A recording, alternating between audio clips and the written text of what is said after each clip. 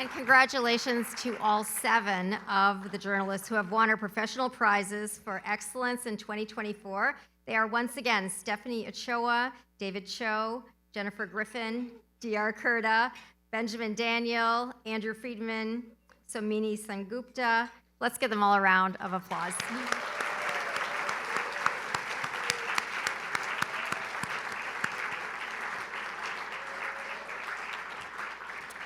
Now, in addition to the prizes for professional excellence, the AFPC also provides scholarships to international correspondents to help pay for their master's degree in journalism anywhere in the U.S. And this year, we have 4 exceptional scholarship awardees. And for the first award, I'd like to welcome Jim Sciutto, anchor and chief national security analyst at CNN. Jim.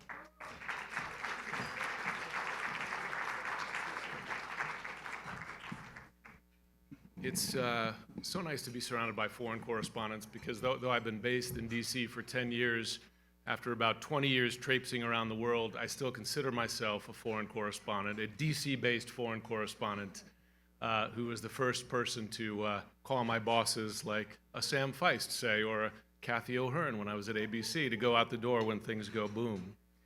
So I always feel comfortable here, and it's also nice to see so many friends who I've worked with, not just here in the U.S., but at all the stories we cover overseas through the years. I have the privilege of giving an award tonight to a student who is from a country, Hungary in this case, that is facing one of the most insidious ways that authoritarian regimes around the world, but also other governments, are using to try to squeeze what we do, to intimidate us in what we do, and stop us from reporting the facts as best we can.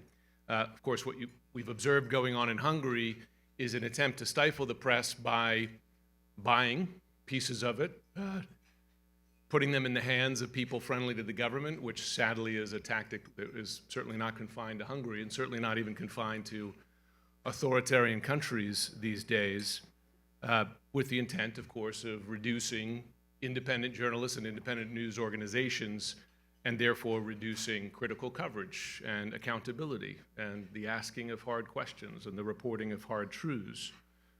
So I feel particularly privileged presenting an award to a young journalist who is among those, and many others in this room, standing up to that particular tactic. But as you know, there are others, some more violent. As I ran into Yegi and Jason as I walked into this room, we know the tactic of arrest as a means of intimidation, or you were telling the story of Evan. I did a little count of the number of journalists currently arrested in countries that I've spent a good deal of time in. China, for instance, 44, Russia, 22, Iran, again, Jason, I don't have to tell you this, 17, even Israel, where I spent a number of weeks just in the last several months covering the latest outbreak of violence, 17 journalists held there. So you have attempts to limit the number of independent outlets, quite successful. You have arrests. Sometimes you have worse violence, sadly. But you also have this more insidious one that one of the earlier speakers was talking about, which is just the proliferation of disinformation. And this is one thing that I say, that as an American, we used to cover these stories as distant stories, as foreign stories, right? But the sad fact is, today, these are domestic stories for us as well. Perhaps not quite arrests yet, although the new designee FBI director has discussed exactly that publicly, but certainly disinformation. And I say to folks that when I covered the 2016 Russian interference in the US election, that was a case primarily of foreign actors interfering in the US electoral process via disinformation. But in the years since then, many of the primary sources of disinformation have become domestic. So, again, as a longtime foreign correspondent, now based in the US, and still covering foreign stories, but also covering stories in my own country, I find that I'm covering things that I thought were confined to there, right? In a China or in a Russia or elsewhere, but we face here as well, very much as well. And listen, if there's a silver lining to it, we already had tremendous camaraderie among the folks in this room as we worked together covering some of sadly, the most dangerous stories. If there is a silver lining, is that we have a shared mission in this as well, and a shared experience. A sad shared experience, but a shared commitment to stand up to it. And I know I can learn from you as we face similar challenges, and I hope you can learn from us, because we're in it together. And of course, as I see a group of people like this gathered together, it gives me hope, and it gives me even more hope to see young people who are still drawn to the business.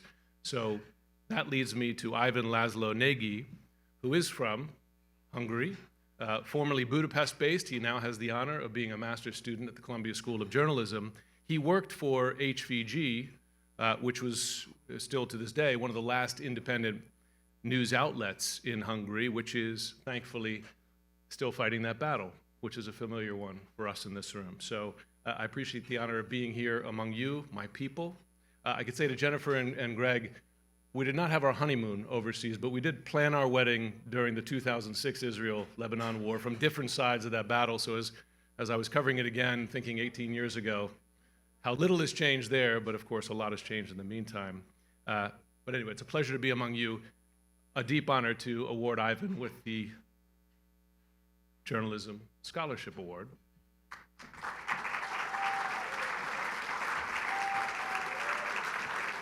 I did pronounce your name right. With a name like Sciutto, you take special pride in getting it right. But I appreciate the work you're doing, and thanks so much for staying in the fight.